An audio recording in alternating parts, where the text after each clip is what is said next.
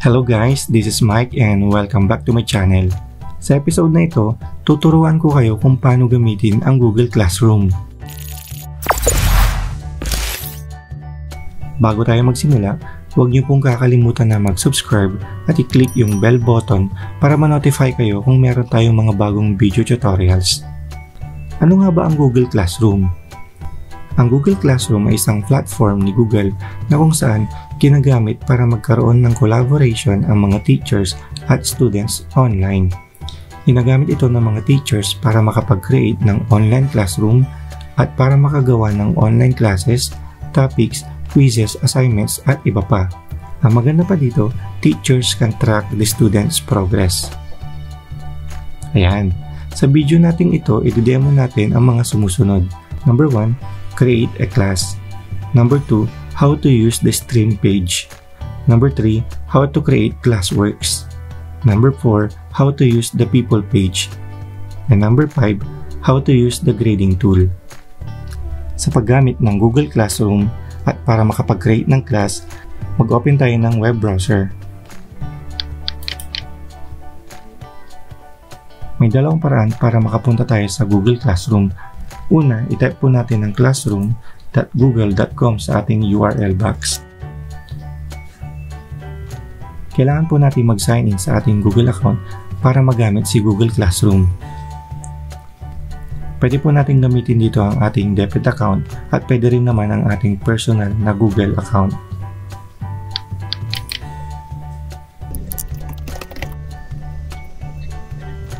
Ayan, so ito yung ating Google Classroom. Kung napapansin nyo po, wala pa po siyang laman dahil hindi pa tayo nakakapag-create ng ating class.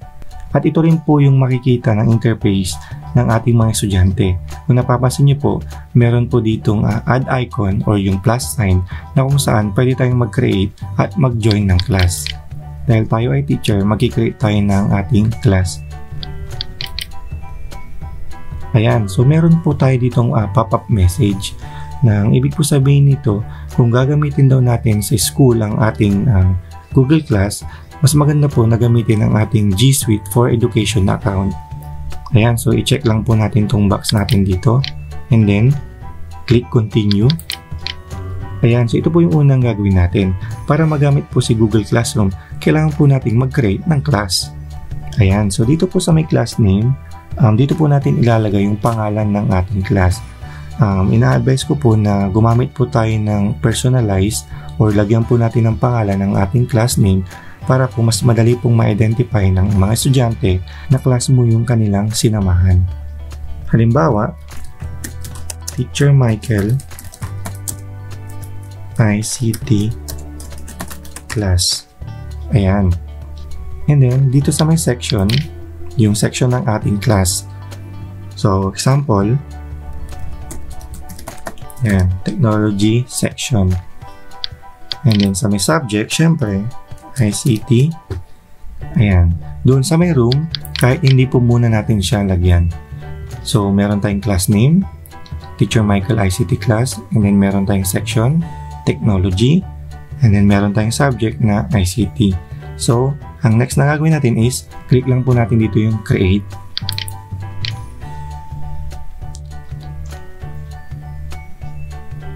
Ayan, so ito na po yung ating class. So, kung napapansin nyo po dito, ang sabi po niya is invite students to your class. So, meron po tayong class code dito. Ayan. So, ito po yung class code. Ito po yung ibibigay natin sa ating mga estudyante para makapag-join sila sa ating class. So, pwede natin i-highlight yan and then i-copy and then pwede po natin i-send sa mga estudyante natin para makapag-join po sila dito sa ating ICT class. Ayan, so close ko na to. So ito na po yung ating stream page. So ano pong meron dito sa stream page? Una, nandito po yung ating class name. Nandito rin po yung section ng ating class at yung class code na sinabi ko po kanina. Kung gusto nyo pong makita na mas malaki yung ating class code, i-click lang po natin itong display icon dito. And then, ayan, mag-open na po siya ng mas malaki. Ayan, so ito naman po yung ating theme. So ito po yung design at kulay ng ating class. At pwede natin itong palitan, depende po sa ating subject. So para po palitan itong kanyang theme, click lang po natin itong select theme. Ayan. And then, mamimili lang po tayo dito ng design na gusto natin. So, depende po yun doon sa subject natin. So, merong English and History, Math and Science, Arts, Sports, and others. Ayan. So, dahil ang subject natin or ang class natin is tungkol sa ICT, so, ang pipiliin kong theme ay ito. And then, click lang po natin yung Select Class Theme. Ayan, so napalitan na po yung ating design ng ating theme. Ayan, kung meron naman po tayong sariling photo or image na gustong gamitin as theme sa ating Google Class, click lang po natin yung upload photo. And then, select a photo from your computer. Ayan, and then hanapin lang po natin kung saan nakasave yung image na gusto natin gamitin as theme sa ating class. So, example po is ayan, so uploading na. Ayan, so pwede po natin itong i-move or i-resize depende po sa gusto natin. Ayan. And then, select class theme.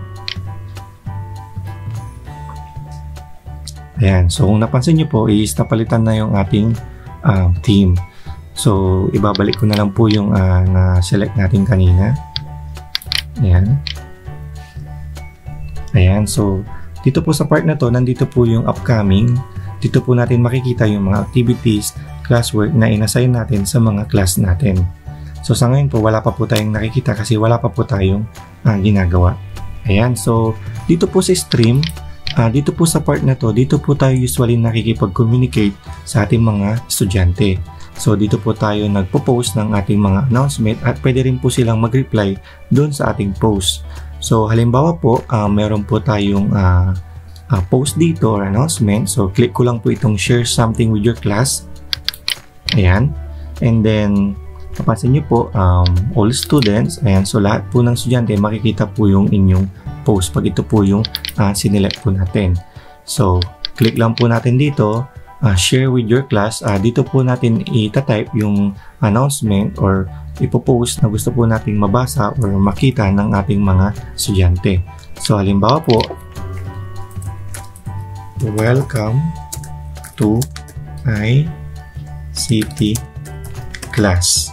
Ayan, so welcome to ICT class. So, ito po yung ating sample announcement. So, kung mapapansin niyo po dito sa may bandang baba, may makikita po kayo dito na add icon or yung attach icon. So, halimbawa may gusto po kayong i-attach or i-add na attachment sa inyong announcement. So, dito niyo po yun ilalagay. So, halimbawa po, pag click po natin yan, lalabas po yung sa Google Drive, link, file, and YouTube. So, pag meron po kayong file na gustong i-attach na manggagaling sa Google Drive, i-click niyo po ito. Halimbawa po, ayan.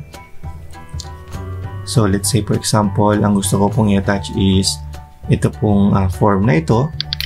Click and then add. Ayan, so ito na po yung ating in-attach galing sa ating Google Drive. Halimbawa naman po, mag-add po tayo ng attachment dito sa ating announcement na link naman. So, pag link po, maglalagay po tayo ng link or URL ng isang website na ipipaste natin doon sa link na yun. So, halimbawa ito, i-highlight ko lang po itong URL na to and then copy and then ipipaste ko po siya dito and then add link. Ayan, so nakapag-attach na po tayo ng link ng isang website. And then next, halimbawa gusto po nating mag-add ng isang file na manggagaling sa ating computer. Halimbawa po, Excel file, Word file, PowerPoint file, image, audio, video, kahit anong file po, pwede po nating i-attach dito sa ating announcement. So, magsiselect lang po ako ng file na manggagaling sa ating computer. Halimbawa,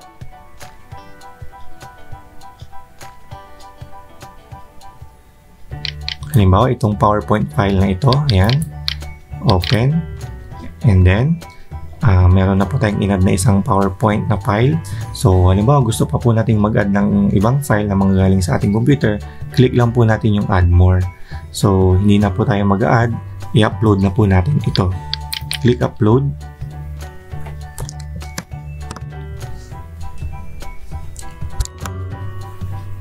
Ayan, so na-upload na po yung ating in-attach na file galing sa ating computer. Next, try naman po nating mag-attach ng isang video galing po sa YouTube. So, click lang po natin yung YouTube and then, i-search lang po natin dito sa YouTube yung mga video na gusto po nating i-attach dun sa ating announcement. Halimbawa, search ako ng ICT. Ayan, and then, let's select yung video na gusto po nating i-attach. Halimbawa po ito. Click and then click Add.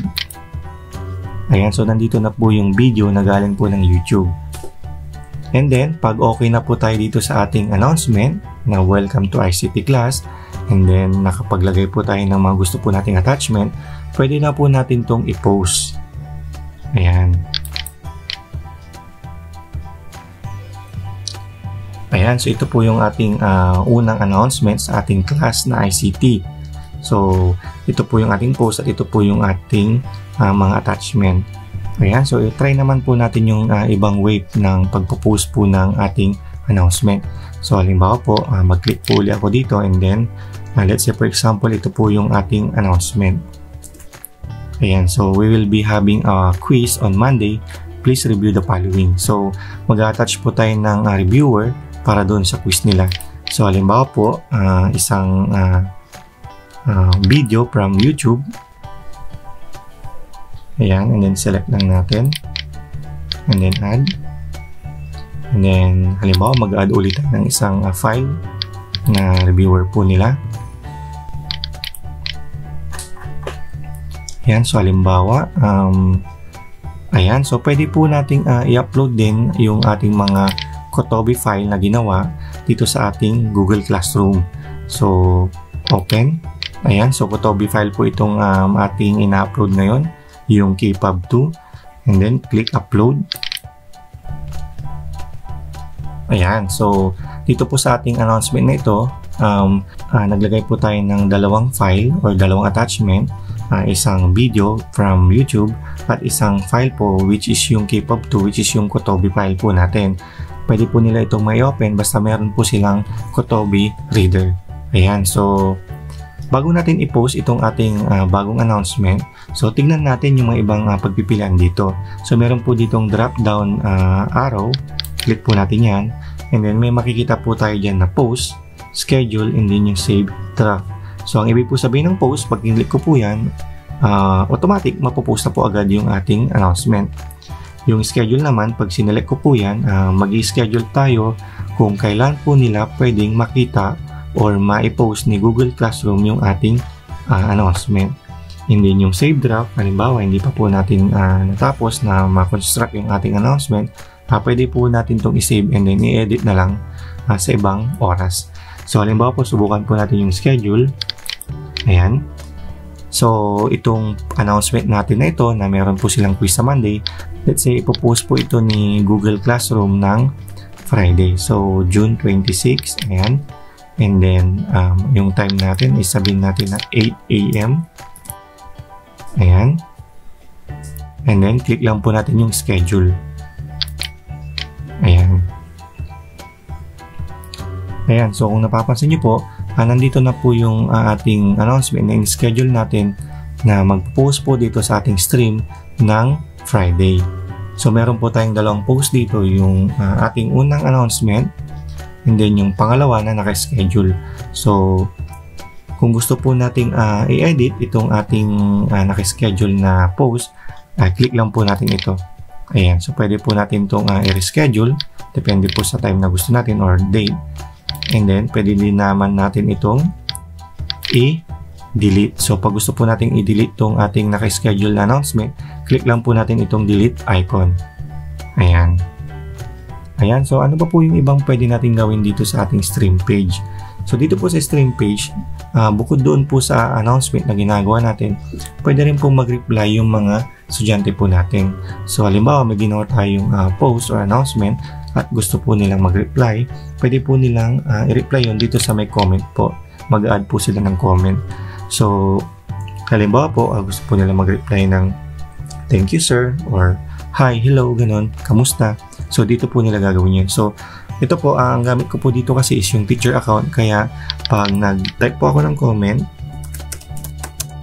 ayan, and then, i-click ko po itong send icon na to or yung post, Ayan, so magpo-post po yan or magkakaroon po siya ng comment doon sa announcement natin. Ayan, so ipapakita ko po mamaya kung paano ang itsura nito kapag estudyante na po yung nag-reply or nag-comment doon sa ating mga announcement or sa ating mga post. Ayan, so next, halimbawa may gusto po kayong i-announce sa inyong klase and then na-i-announce nyo na yun dati at gusto nyo pong i-re-announce. So meron po tayong tinatawag na reuse post. So paano po yun? Click lang po natin itong reuse post icon. And then dito po sa ating class, so meron po tayong isang class. So pag meron po kayong ibang class, lalabas po yun dito. Click lang po natin yung class. Ayan. And then halimbawa gusto nyo pong i-reuse yung post na ito, click lang po natin ito and then reuse. So pag click ko po ito, magpo-post po uli ito doon sa inyong stream page. And then makikita po yun ng inyong mga estudyante. Ayan. So ayun, yun po yung ating stream page. So sa susunod na video natin, ituturo ko naman kung paano gagamitin si Classwork. Ayan, so kung meron po kayong mga katanungan, i-type nyo lang po doon sa ating comment section sa baba at sasagutin po natin yan sa abot ng ating makakaya. So muli po, maraming salamat po sa mga hindi pa po nakapag-subscribe. Huwag niyo pong kakalimutan na mag-subscribe at i-click yung bell button para makagawa pa po tayo ng mga video tulad po nito. So maraming salamat po at panoorin po natin yung part 2 ng video na ito kung paano po gagamitin si Classwork sa ating Google Classroom.